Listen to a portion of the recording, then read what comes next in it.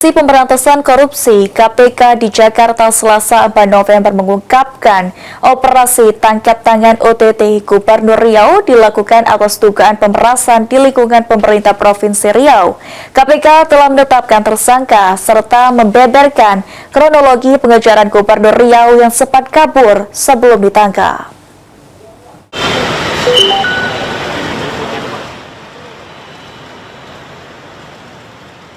Komisi Pemberantasan Korupsi telah menetapkan tersangka terkait operasi tangkap tangan Gubernur Riau Abdul Wahid dengan dugaan tindak pemerasan. Selain Abdul Wahid, ada 9 orang lainnya yang ditangkap. Juru bicara KPK Budi Prasetyo di Gedung Merah Putih KPK Jakarta Selasa 4 November menyampaikan rincian tersangka akan diumumkan dalam konferensi pers pada Rabu 5 November. Ia juga membeberkan bahwa Gubernur Riau Abdul Wahid sempat kabur dari KPK sebelum akhirnya dikejar dan berhasil ditangkap.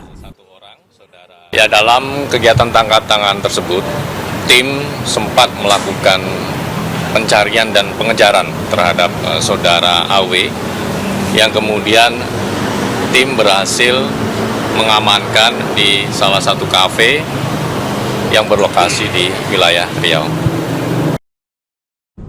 KPK mengamankan sejumlah barang bukti, salah satunya uang tunai mencapai 1,6 miliar rupiah dalam bentuk gabungan mata uang rupiah, dolar Amerika, serta pound sterling.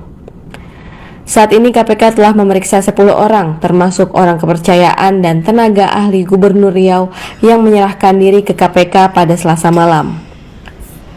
Dari Jakarta, Setyanka Harfiana, Pradana Putra Tampi, Kantor Berita Antara mewartakan.